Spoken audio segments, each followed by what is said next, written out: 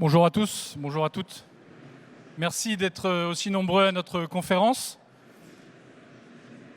Le sujet dont on va parler aujourd'hui est la stratégie de carrière du pharmacien titulaire pour réussir son projet d'installation et avoir la bonne approche et la bonne réflexion pour essayer d'aller accéder à l'installation. Donc moi, je suis David Vanacker, je suis directeur général de Pharmatech. Et je suis accompagné aujourd'hui de Marine Lombard, qui est directrice du développement de la longue vue. Donc on va vous présenter qui est Pharmatech. Marine vous présentera qui est la longue vue. Et puis on va vous expliquer pourquoi on est là aujourd'hui. Pharmatech est une société créée en 1986. On installe à peu près 150 pharmaciens par an sur toute la France, les DOM-TOM. On a 30 collaborateurs qui agit au quotidien pour Pharmatech sur le territoire. On a un service d'accompagnement de la réflexion jusqu'à la session, la transition à 360 degrés. On a à peu près 500 pharmacies en mandat pour une liste référencée de 2000 acheteurs. Et on a installé depuis le début de la création de la société plus de 5000 pharmaciens.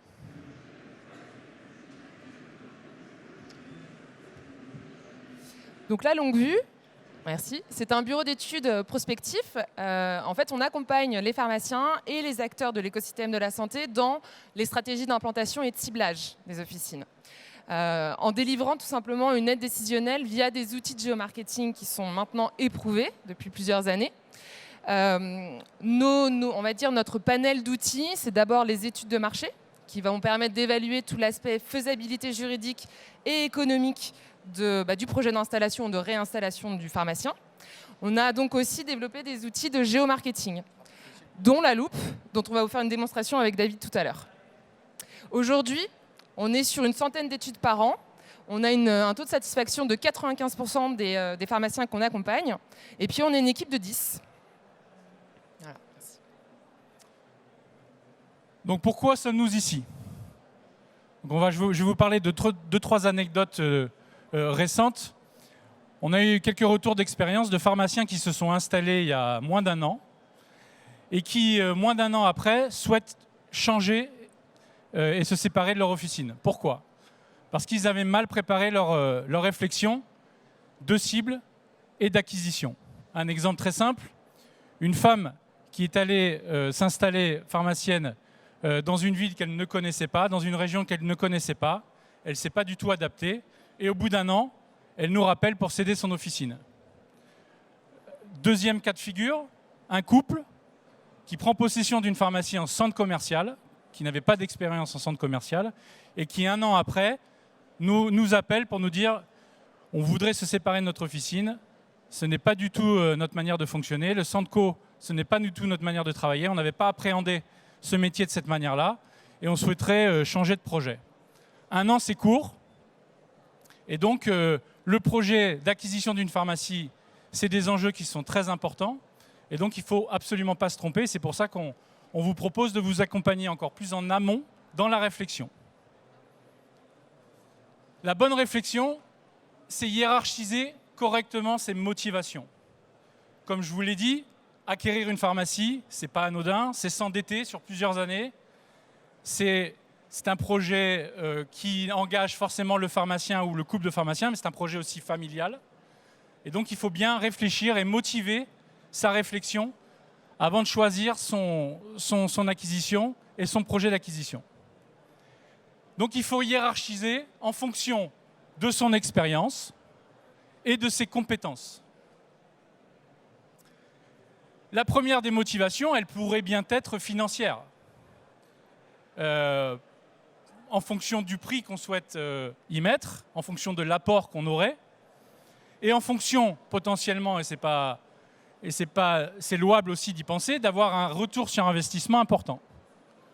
Pour cela, il faut bien sûr évaluer les risques. C'est pour ça que avec Marine, on travaille sur des études de géomarketing. Voilà, pour pouvoir évaluer le potentiel derrière du projet et de l'officine, pour s'assurer qu'on est dans les clous.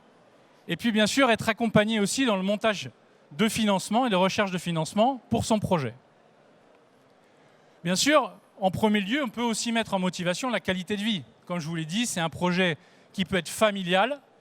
On peut avoir aussi forcément avoir envie et besoin de sécurité pour l'environnement familial. Et puis on peut bien sûr avoir une quête de changement relative par rapport à ce qu'on vit aujourd'hui et notre parcours, notre expérience. Et en fonction de vouloir maintenir inévitablement son pouvoir d'achat, en fonction aussi de l'infrastructure qu'on va manager. On peut faire son choix aussi en fonction de la typologie d'officine. On l'a vu sur l'expérience récente. Vous ne managez pas une pharmacie de centre commercial comme on manage une pharmacie en ruralité. Et puis aussi en fonction de sa zone géographique. On peut avoir habité des dizaines d'années dans une ville, avoir fait ses études de pharmacie dans une autre, vouloir revenir dans sa ville natale, et puis choisir des zones, que ce soit métropole, en ruralité. On peut avoir des bénéfices fiscaux en ruralité, c'est bon à savoir, on en parlera tout à l'heure. Aussi en fonction des zones où il y a plus ou moins de concurrence. C'est aussi un projet qu'on aurait plus ou moins de facilité à manager en fonction de la concurrence qu'il y a autour. Voilà, donc vous voyez que les motivations sont diverses et variées. Elles peuvent être, il n'y en a pas une qui est au-dessus des autres. Il faut hiérarchiser vos propres motivations. Et puis, donc, nous, du coup, on se propose, en fonction des motivations, d'aller cibler en amont les pharmacies qui peuvent vous intéresser.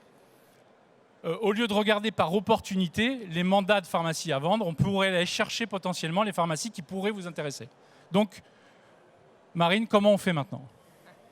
C'est là que nous, on rentre vraiment dans le jeu et on a développé pour Pharmatech en fait, un outil de géomarketing via la Loupe, qui est notre marque, un outil de ciblage qui permet de pouvoir répondre à vos motivations et à vos critères de sélection des officines. Donc là, on a un exemple concret. Donc on va vous prendre un exemple concret. On a Stéphanie Fluril, qui est pharmacienne, qui a 29 ans, qui est une ancienne adjointe dans une officine de 2,5 millions de chiffre d'affaires, qui a 4 ans d'expérience dans une pharmacie de Bourg, qui habite Rouen, qui aurait un apport de 100 000 euros, qui serait accompagné de son ancien titulaire qui pourrait être investisseur, et qui, comme je l'ai dit, est primo-accédant. Donc on lui a demandé de structurer sa motivation et sa recherche, et sa première motivation, elle est bien sûr financière. Elle a une cible de chiffre d'affaires d'une pharmacie de 2 millions, puisqu'elle recherche aussi vraiment un retour sur investissement et un potentiel de croissance pour garantir son investissement. C'est là qu'on va lui proposer une étude géomarketing en fonction des cibles qu'on ira chercher. Et puis, elle veut rester dans les départements aux alentours de Rouen, donc le 14, le 27, le 50, le 61 et le 76. Et puis, comme il y a des facilités fiscales, il y a une fiscalité qui peut être un bénéfice pour elle, on va potentiellement lui proposer des pharmacies qui se trouvent en zone de revitalisation rurale. Et donc là, on arrive sur notre outil. Donc un outil de géolocalisation, de géomarketing et de visualisation en fait des... Ah mince. Excusez-nous. Comment je fais ?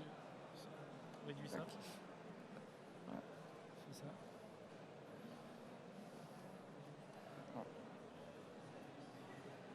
Ah, il faut que je...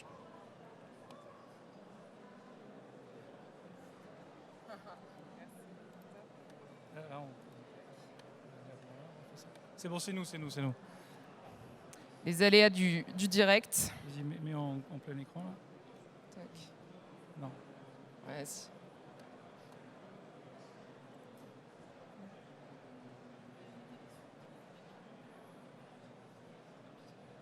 Tu veux pas mettre plein écran directement ? Voilà.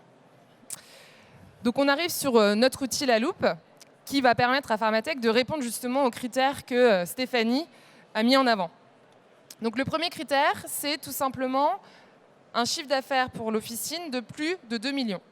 Donc nous, l'avantage qu'on a, c'est qu'on a créé une base de données avec l'entièreté du parc officinal, avec tous les changements aussi qui s'opèrent sur ce parc-là. Donc les changements, c'est-à-dire des transferts, des regroupements, des fermetures, les changements de titulaires aussi. Et ça au mois le mois. Donc on a vraiment l'exhaustivité du parc qui est au réel dans cet outil. Et donc on peut déterminer Donc là, vous voyez vraiment le parc officinal dans sa globalité. Et on peut filtrer sur les chiffres d'affaires Moins de 2 millions. de moins de 2 millions.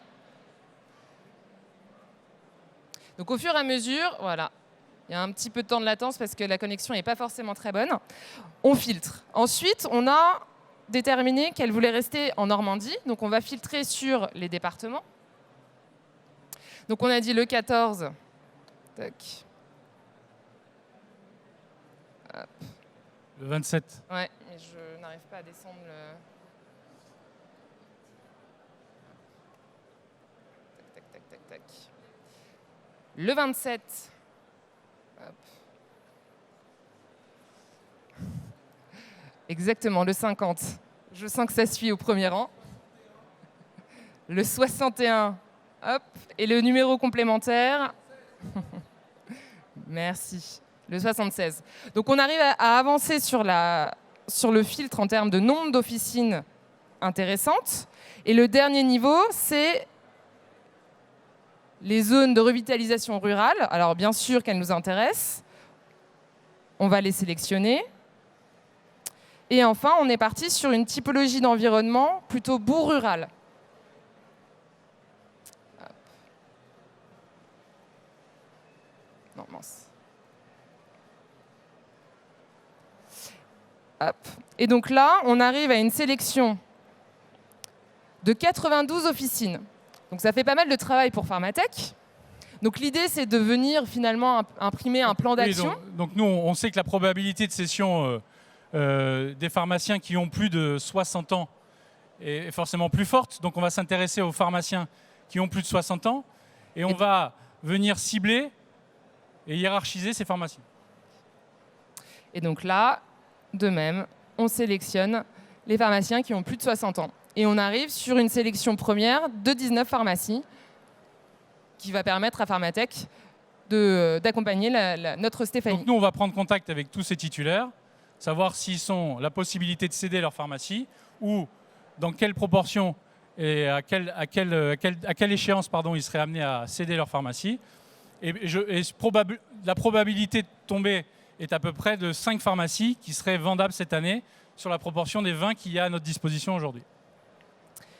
Deuxième cas de figure. Hop. Alors.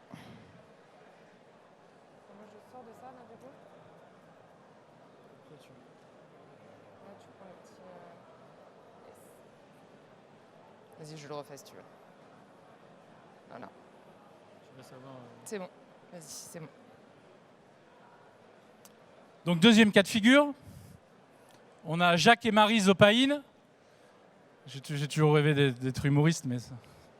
Qui est un couple de 55 ans, anciens titulaires qui viennent de vendre leur pharmacie. Ils ont 20 ans d'expérience à la tête de leur officine, qui fait aujourd'hui 5 millions de chiffre d'affaires. Ils habitent en Île-de-France. Ils ont un apport d'1 million d'euros. Et puis, ils veulent finir leur jour en pré-retraite, à avoir un dernier projet dans le sud de la France. Et donc, ils souhaitent se réinstaller une dernière fois pour leur dernier projet. Donc, leur première motivation, c'est bien sûr la qualité de vie. C'est le dernier projet avant de retraite. Ils ont une résidence secondaire sur la Côte d'Azur et donc ils souhaitent s'y installer. Donc ils privilégient les départements 06 et 83 avec une moyenne, et on le verra tout à l'heure, de 30 minutes maximum de Cannes. C'est une pharmacie qui doit être bien implantée puisqu'il faut qu'ils mesurent le risque puisque c'est leur dernier projet avant la retraite. Donc ils cherchent des pharmacies qui ont plus de 3 millions de chiffre d'affaires puisqu'ils souhaitent vraiment optimiser le capital pour la retraite ensuite. Hop. Donc là, on retourne sur l'outil de la loupe et on retravaille cette sélection. Donc on est plutôt sur des pharmacies qui font plus de 3 millions. Tac. Alors, hop. Sur les départements 06 et 83.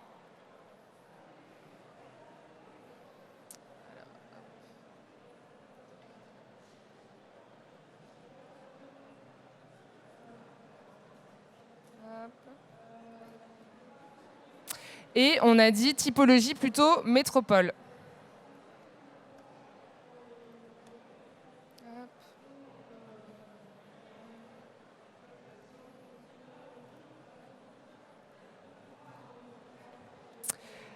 À ce stade, on a 95 pharmacies.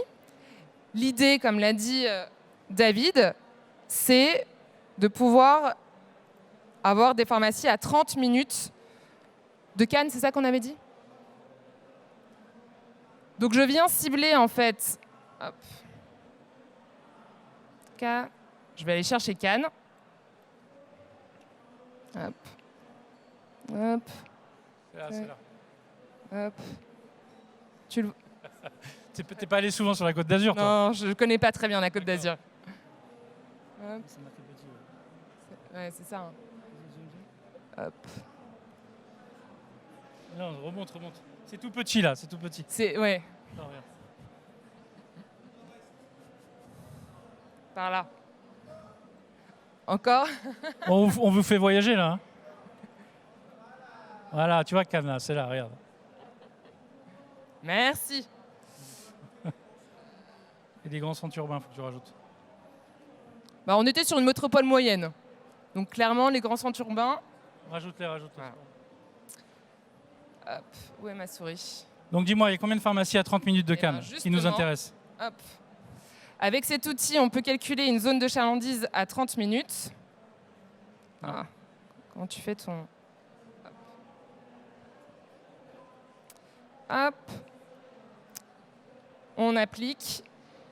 On valide. Et on a aujourd'hui plus que 10 pharmacies dans la sélection, dans la première sélection.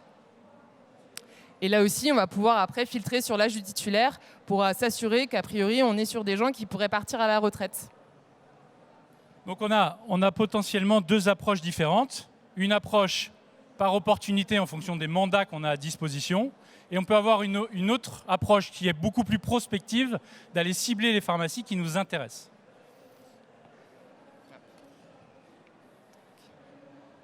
Hop.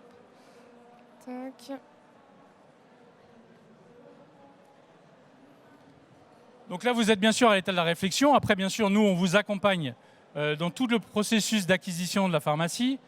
Bien sûr, comment bien évaluer la pharmacie à acheter, comment bien appréhender une éventuelle association, comment bien auditer la pharmacie, et ça aussi, il y a plusieurs outils qui pourraient nous aider, comment faire le bon prévisionnel, comment faire bien sûr le bon montage juridique, comment bien évaluer son potentiel de progression. Là, une étude bien sûr, géomarketing pourrait encore plus nous aider. Complètement, parce que nous, derrière, on partage donc un potentiel de chiffre d'affaires qu'on ventile sur la durée du projet. Là aussi, avec notre recul, on a plus de 400 études historiques, on a pu déterminer en fait, en fonction du projet, la ventilation de ces chiffres d'affaires. Comment bien appréhender sa fiscalité, comment faire la bonne offre, comment présenter un bon dossier bancaire. Et c'est vrai qu'une étude géomarketing et les outils qu'on propose facilitent l'acceptation des dossiers bancaires. Comment bien conclure son acquisition et comment faire une bonne transition. Donc si vous souhaitez qu'on échange sur tous ces sujets, je vous invite à nous rejoindre sur notre stand qui est à la positionnement M10. Et tous les experts sont à votre disposition pour répondre à vos questions. Voilà, merci de votre attention. Merci beaucoup.